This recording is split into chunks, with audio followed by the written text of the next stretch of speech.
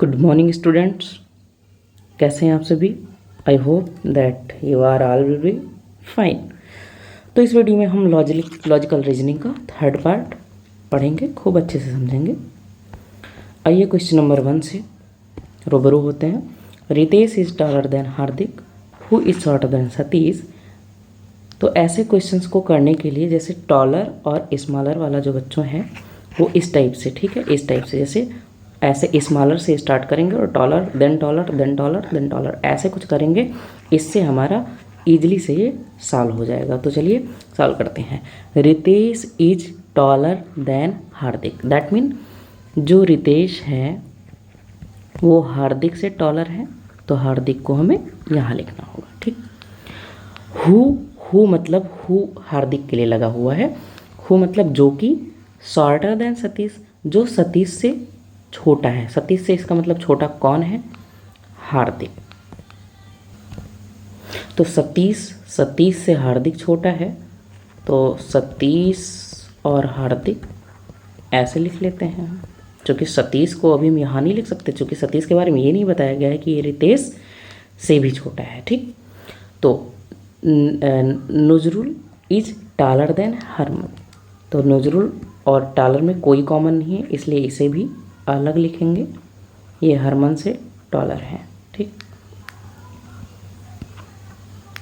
Harman but shorter than हार्दिक, लेकिन नजरुल जो है हरमन से तो टॉलर है, लेकिन शॉर्टर है किससे? हार्दिक से शॉर्टर है। Satish is shorter than Ritesh, Satish Ritesh से शॉर्टर, रितेश से shorter. Who is tallest, who is tallest. अब देखिए यहाँ पे बेटा इस फिगर में रितेश सबसे टॉलेस्ट है, इस फिगर में भी रितेश सबसे टॉलेस्ट है, और इस फिगर में हार्दिक टॉलेस्ट है। लेकिन हार्दिक देखिए यहाँ पे रितेश से तो छोटा ही है, दैट मीन्स सभी में कौन टॉलेस्ट हुआ? रितेश। तो हमारा जो राइट आंसर हो जाएगा वो रितेश हो जाएगा। Right answer is Ritesh. Question number 2 is a 3 metre rope ladder hangs over the side of a boat.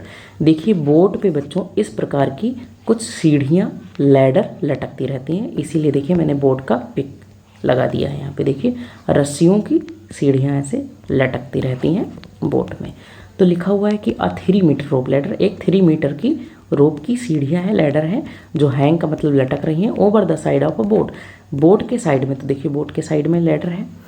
It's bottom rungs lies on the surface of the water. बेटा ये जो बॉटम है, जो इस सीढ़ी का ये जो बॉटम है, मतलब सबसे नीचे वाला जो हिस्सा है, ये पानी के सरफेस को टच कर रहा है। ये देखिए इस वाले पिक में पानी के सरफेस को, पानी के सतह को क्या कर रहा है? टच कर रहा है, ठीक है।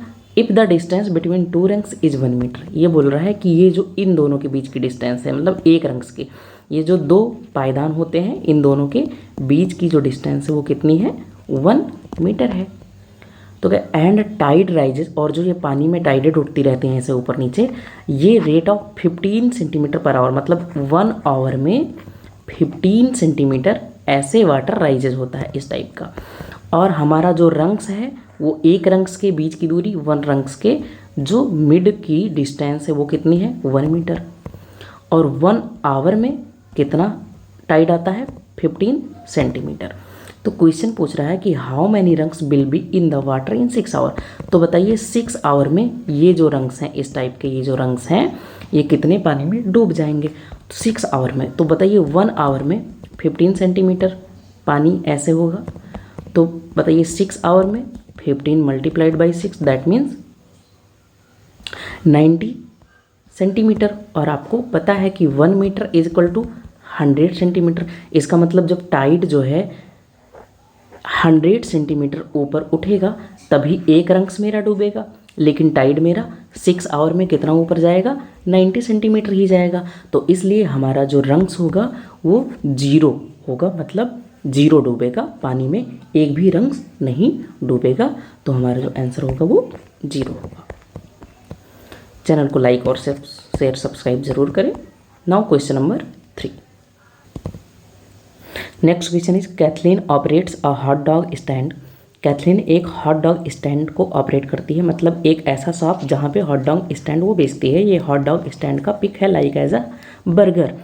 ऑन वेडनेसडे मतलब वेडनेसडे को वो यूज करती है 2/3 part of a bag of hot dogs, मतलब जिस बैग में उसके ये ऑब्जेक्ट रखे हैं, हॉट डॉग बंस रखे हैं, उस बैग में से केवल कितना यूज करती है? 2/3 पार्ट। 2/3 पार्ट मतलब 2/3 पार्ट यूज करती है।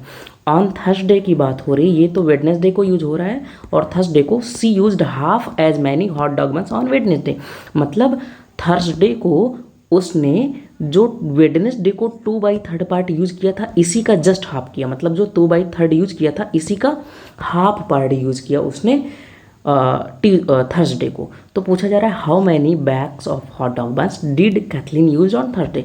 तो बताइए थर्सडे को उसने कितना यूज किया?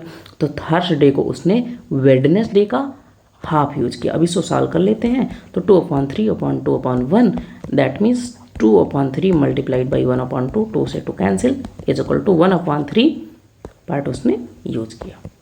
It is answer. A doctor gives you 3 pills, doctor 3 pills आपको देते हैं। He has advised you take 1 pills after every half an hour, उन्होंने एडवाइस किया है कि सभी पिल्स आपको हाफ आवर के आफ्टर ही खाने हैं। How much time will you take to have all the pills.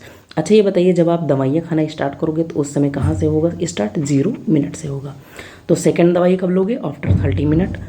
Third medicine कब लोगे? After 60 minute.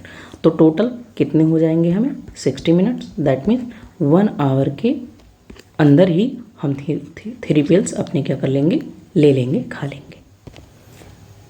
1 our is the right answer. Question number 5, it's a very easy question. If you divide 30, अगर हम 30 को divide करें by half, किससे divide करें? Half से। Half means 1/2 से डिवाइड करें, एंड एड 10 करें तो हमें क्या मिलेगा? बस इसे सॉल्व कर लेते हैं। तो 30 multiplied by 2/1 plus 10, 60 plus 10 is equal to 70 is our answer. Question number 6, देखिए question is pointing to a photograph Rama says. Rama एक फोटोग्राफ को पॉइंट करके कहता है, मान लीजिए वो फोटोग्राफ ये है, हमने एक पिक ले लिया है, इस फोटोग्राफ को पॉइंट करके कहता है सी इज, मतलब वो डॉटर है, मतलब पुत्री है, of the only son of my grandfather, मतलब रामा कहता है कि मेरे ग्रैंडफादर के इकलौते पुत्र की पुत्री है, मेरे दादाजी के पुत्र की पुत्री है।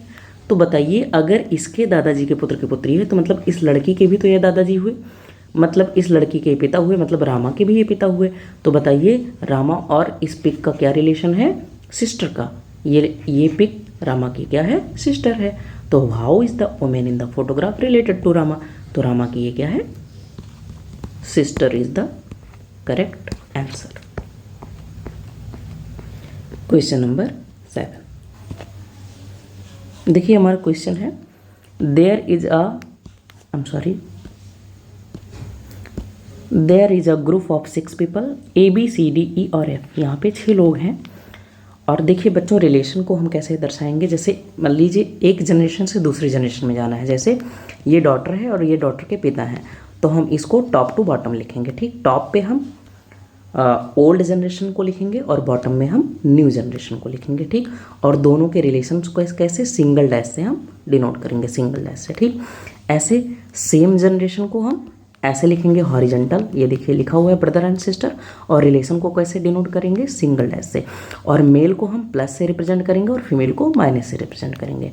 ऐसे हस्बैंड वाइफ भी सेम जनरेशन के हुए, लेकिन इनके रिलेशन को हम डबल डैश से रिप्रेजेंट करेंगे और मेल को प्लस से करेंगे, फीमेल को माइनस से। इतनी बात याद रखिएगा।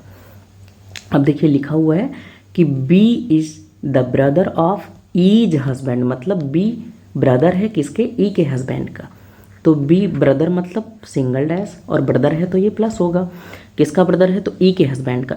तो मतलब ई क्या हुई? वाइफ हुई, तो वाइफ को डबल डैश से रिप्रेजेंट करेंगे।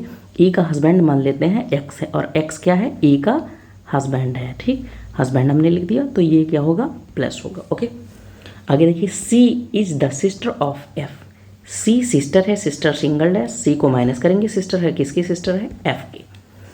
D is the father of A, इसको अलग बना लेते हैं, D is the father of A. And grandfather of F, और ग्रैंडफादर मतलब तो एफ यहाँ पे हो जाएगा, एफ का ग्रैंडफादर हो गया और ए का फादर हो गया।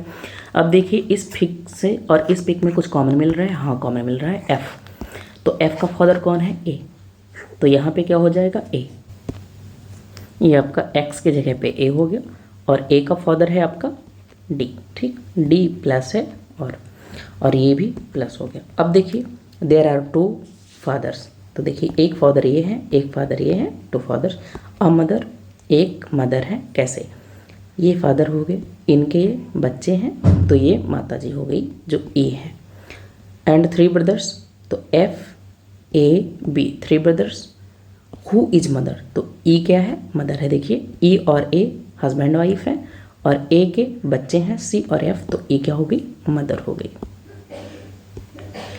E is mother.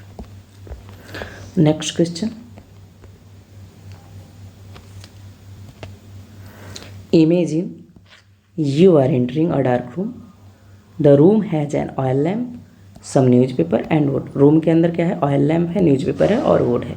If you had only one matchsticks with you which would you light first, तो आप किसी सबसे पहले जलाएंगे अगर आपके पास एक मैचस्टिक्स आपके साथ हो, तो सिंपल सी बात है, सबसे पहले तो हम मैचस्टिक को ही लाइटिंग करेंगे, फर्स्ट जलाएंगे, तो आपका आंसर क्या हो जाएगा, मैचस्टिक। क्वेश्चन नंबर 9, देखिए क्वेश्चन नंबर 9 में एक सुडोकू आपके सामने है, इसे हम सॉल्व करना सीखेंगे। देखिए सुडोकू को पहचानना सीखिए, आपके पास एक बड़ा सा स्क्वायर होगा और इन सभी के स्क्वायर में एक छोटे छोटे से स्क्वायर होंगे, कितने स्क्वायर होंगे, टोटल 9 बड़े बड़े स्क्वायर होंगे अंदर, और सभी के अंदर बहुत छोटे छोटे 9 स्क्वायर होंगे, तो इसे हम क्या कहेंगे, सुडोकू कहेंगे, ठीक। तो place the digit 1 to 9 in each empty set so that the mini grid and every row has a number 1 to 9 just. इसे सॉल्व करना सीखते हैं, मैं आपको एक बॉक्स बहुत अच्छे से सिखाऊंगा, बाकी बॉक्स आप खुद करेंगे। देखिए इसका रूल क्या होता है बच्चों, हमें 1 to 9 तक नेचुरल नंबर फिल करने होते हैं, क्यों, क्योंकि हमारे पास बॉक्सेस कितने हैं, सभी में देखिए 9 बॉक्स हैं। जैसे यहाँ पे क्या दिया हुआ है 8 4 3 2, तो इसको छोड़ के ही फिल करूँगा, जैसे 1 5 6 7 9 हमने फिल कर दिया।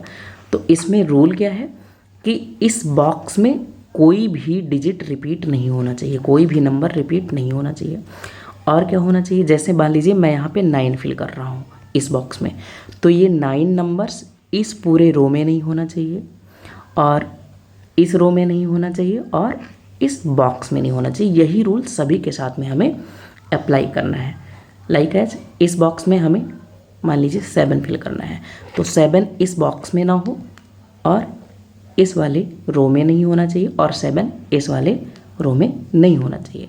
बाय द वे यहाँ पे आपको 4 फिल करना है, तो 4 इस बॉक्स में ना हो, 4 इस वाले रो में ना हो, और इस वाले रो में हो। तो देखिए इस वाले रो में 4 आ गया, यहाँ पे देखिए यहाँ पे 4 पहले से लिखा हुआ है, इसलिए हम 4 यहाँ पे फिल नहीं कर सकते हैं। तो टोटल हमें सुडोकू के लिए 3 रूल याद रखने हैं। कौन से रूल, एक बार फिर से बताता हूँ कि जैसे आपको कहीं पे 2 लिखना है, तो इस बॉक्स में 2 पहले से कहीं ना हो, इस वाले रो में ना हो, और इस वाले रो में ना हो जहाँ पे 2 का इंटरसेक्टिंग पॉइंट मिल रहा हो, ठीक, ये रूल। तो इस बॉक्स को चलिए करते हैं। जैसे क्या मैं यहाँ पे 9 फिल कर सकता हूँ, तो देखिए इस रो में 9 नहीं है, और इस वाले रो में कहीं 9 नहीं है, और इस बॉक्स में 9 नहीं है, तो आप 9 बिल्कुल यहाँ पे फिल कर सकते हो। क्या हम यहाँ पे 7 फिल कर सकते हैं, एग्जैक्टली ना ही यहाँ इस लाइन में 7 है, और ना ही इस वाले लाइन में 7 है, और ना ही इस बॉक्स में 7 है, तो हम 7 यहाँ फिल कर सकते हैं। क्या हम यहाँ पे 5 फिल कर सकते हैं, जी बिल्कुल, ना ही इस वाले रो में 5 है, और ना ही इस वाले रो में 5 है, और ना ही इस बॉक्स में 5 है, तो हम 5 फिल कर सकते हैं। क्या हम यहाँ पे 6 फिल कर सकते हैं, एग्जैक्टली ना ही इस रो में 6 है, और ना ही इस वाले रो में 6 है, और ना ही इस बॉक्स में 6 है, तो हम 6 भी फिल कर सकते हैं। बचा क्या, 1, तो इस वाले रो में 1 नहीं है, और इस वाले में भी रो 1 नहीं है, और इस बॉक्स में भी 1 नहीं है। तो देखिए हमारा एक बॉक्स कंप्लीट हो गया फिल होके, एज इट इज सभी बॉक्स ऐसे ही फिल होंगे। चलिए हम फिल कर देते हैं।